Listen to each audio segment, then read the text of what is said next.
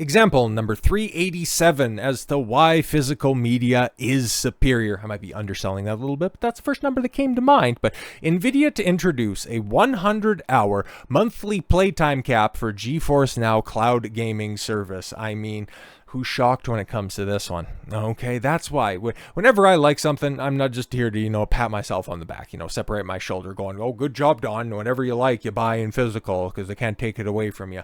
But this is, okay, just like password sharing when it comes to Netflix. When they started off as a streaming platform, they were more than willing. Hell, it was baked into a bunch of their advertising. Sign up for one, share your password with a bunch of other people. And as they started to get more desperate, they started to crack down, and you could only have so many logins per household, and they were monitoring everything that you watch and everything that you do on there. And they started to segment their services even more. And the moment that, oh my god, it's the best value in all of gaming, Xbox's Game Pass, you get access to so many different titles for just a nominal fee every month. And now Nvidia, with their GeForce NOW subscription service, the same one that if you signed up for the premium service where you get access to, a high performance rig, or the more expensive, $120 per year service where you could cloud game on something that has a 4090, but what's your CPU, how much RAM are you running? That's a lot of important stuff as well, but they're capping you at 100 hours per month access to their service. Now, to me, that seems like an awful lot of free time. Okay. But if I ran the numbers back in the cut, like when I was in 5th, 6th, 7th grade or something like that, and had a fair amount of time on my hands as a wee lad, I don't think, with, weekends and a few different evenings that you didn't have any homework, I could see racking up over or close to 100 hours a month. But even still, you buy a service with the idea of, accessing the service, and instead of relying on stable internet, now you've also got to rely on you managing the clock. This is always what happens, man. Okay, this is just a logical extrapolation of what was that the monetization director at Ubisoft at the beginning of the year said, gamers need to be comfortable and not owning their games. Well, Nvidia is out here telling you, you need to get comfortable not owning your games, and you relying on us to give you access to the games that you're renting. So let's take a look at the justification for this, because I'd imagine that they're going to try to run out some borked ass excuse, making yet another case for physical media ownership. Technology giant Nvidia has announced that they will soon be introducing a 100-hour monthly playtime cap for their GeForce NOW cloud gaming service. That's crazy. Properly launched in February of 2020, following a 5-year public beta test period, GeForce NOW not only allows subscribers to remotely stream their personal Steam, Epic Game Stores, Xbox, and Ubisoft Connect libraries to any number of personal devices. Okay, that's what it does, including smart TVs, tablets, and other laptop or desktop computers, but also provides them with the ability to play the same save file regardless of location. Yeah, that's not a bad service, but when they're going to start capping this stuff, I mean, bro, I can't get behind this.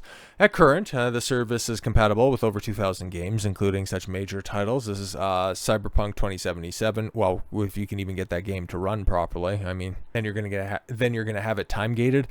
Game Science's Black Myth Wukong, and SNK's King of Fighters 15. Like, yeah, okay, it kind of runs the gamut. You got a fair few genres on display right there, and then what Resident Evil 4 would have to imagine, right? When it launched, Nvidia initially offered access to GeForce NOW via 2 separate tiers of paid membership: free, which presented players with ads and also limited their play sessions to a single hour. Wow, imagine that. What is that? I think Disney also has their $199 a month tier where you can also have ads. And isn't Amazon Prime? Isn't there Prime Video also doing the ad tier? Sounds awfully familiar, huh? And imagine that you're eventually going to have a tier added where, if you want to binge the 5 series in a month, well, all you need to do is just simply pay a nominal fee of $12.99 a month. But yes, that free tier also limited their play session to a single hour, and founders, which held a slightly reduced $5 price tag and provided players with unfettered access to their services' full amenities. In March of 2021, those memberships offerings would be slightly modified, with the free tier remaining the same. The founders package was officially retired, with said subscriptions being allowed to continue their membership at a reduced price. Because, the last time that we checked in on this, it was for the full year that you had to sign up for in 6-month increments, I do believe. So those are obviously all timed out and replaced by a priority option, itself bearing a roughly $10 price tag and capping playtime at 6 hours. Okay, great. So they raised the prices and then told you that, don't Don't worry, guys. 6 hours is all that you need. That's what we've seen. That's more than enough. That's what the average player does. So yeah, we're just going to go ahead and put that right there. You won't even notice it. Just pay us more money.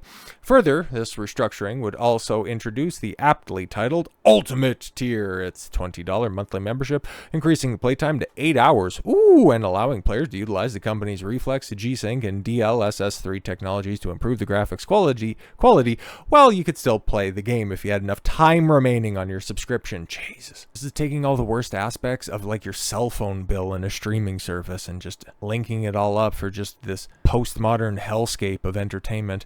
And on November 7th, 2024, here we go. Nvidia announced that they would be making another switch up to their premium membership offerings. Per the official blog post, through GeForce NOW's free and ultimate membership levels have remained unchanged. Their offerings, the service's priority tier, would not only be renamed to Performance, but also give its subscribers access to new max setting streaming resolution of 1440p. Not bad, not bad. I'd just like to know if it maintains a consistent frame rate and what the input delay is going to be on a streaming platform. It's kind of crazy. Okay, unfortunately, in addition to this upgrade, Nvidia also revealed that at the start of the next year, GeForce Now will roll out a 100-hour monthly playtime allowance to continue providing exceptional quality and speed.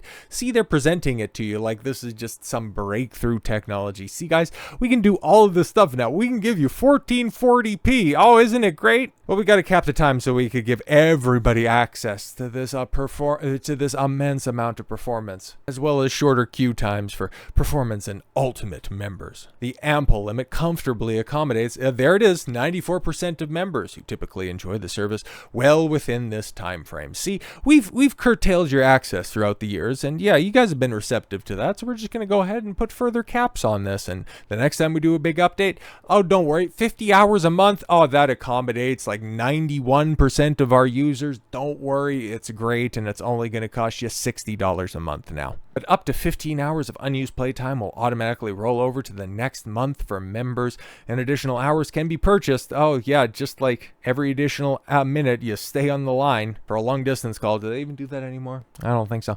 $2.99, yes, an hour for 15 additional hours of performance, and $5.99 for 15 additional ultimate hours. Well, I guess that's a little bit better of a rate than, charging by the minute, but still, it's a slippery slope that we're seeing, it's not just theoretical. It's happened over the years.